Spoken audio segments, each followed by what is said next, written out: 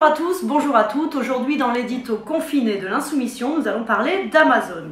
Vous en avez probablement entendu parler, mardi dernier, Amazon a pour la première fois perdu un procès qui l'opposait à ses salariés. À l'issue de ce procès, la justice a donné raison au syndicat Sud Commerce en reconnaissant qu'Amazon ne répondait pas à ses obligations concernant la sécurité sanitaire de ses salariés. Le géant de la livraison a reçu l'ordre d'établir dans tous ses entrepôts une évaluation des risques encourus par les salariés et de restreindre son activité aux seuls produits essentiels. Et si Amazon ne respecte pas cette décision, elle devra verser 1 million d'euros par jour. À l'annonce de ce jugement, la direction d'Amazon a décidé d'elle-même de fermer ses entrepôts pendant plusieurs jours et d'indemniser les salariés à hauteur de 100%. En fermant ses entrepôts, l'entreprise reconnaît que si elle veut se mettre en conformité du point de vue des conditions de sécurité sanitaire, eh bien cela ne peut pas se faire du jour au lendemain parce qu'il y a du boulot en la matière. Amazon fait partie de ces entreprises pour qui le confinement lié à la crise du coronavirus est une véritable aubaine. Entre le 3 et le 16 avril, l'action Amazon France, elle a augmenté de 21% exactement. Jeff Bezos, le célèbre patron d'Amazon, sa fortune a augmenté de 24 milliards de dollars depuis le début de la crise du coronavirus. Aujourd'hui, sur son compte, M. Bezos, il a 140 milliards de dollars. Alors, les gens sont bloqués chez eux et, naturellement, beaucoup se laissent aller à la tentation de se faire livrer des biens en tout genre. Depuis le début du confinement, les 6 entrepôts Amazon français, ils fonctionnent à plein régime.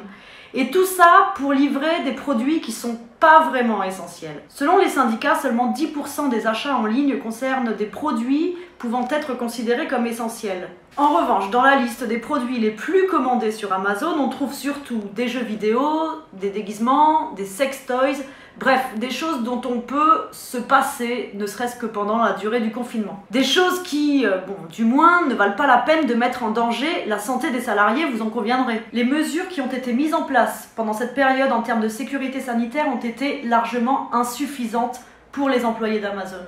En France, des dizaines de cas de coronavirus ont été déclarés chez les salariés d'Amazon. On a même un salarié qui a fini en réanimation. Des centaines de salariés dans ce contexte-là ont posé leur droit de retrait.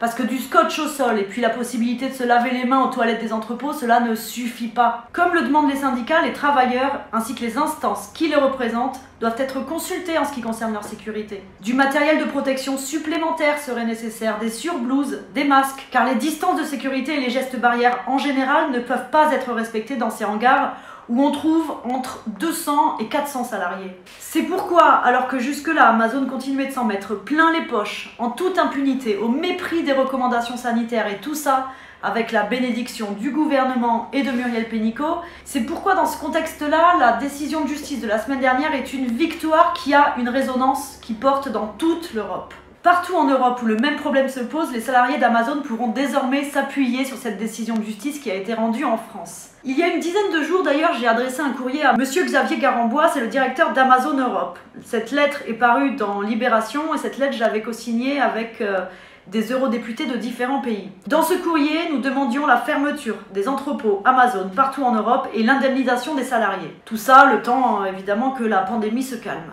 Nous avons reçu il y a quelques jours une réponse de Monsieur Garambois dans laquelle, il semble pas vraiment avoir pris conscience de ses responsabilités et en gros il nous explique qu'il est totalement outré par la décision de justice qui a été rendue en France. Amazon a fait appel de la décision rendue la semaine dernière et le procès il a lieu ce mardi. Je serai présente ce mardi au tribunal de Versailles pour soutenir les travailleurs et les travailleuses qui se battent pour leur vie plutôt que les profits d'Amazon, pour leur vie plutôt que les profits de Jeff Bezos. On vous tiendra évidemment au courant de la suite.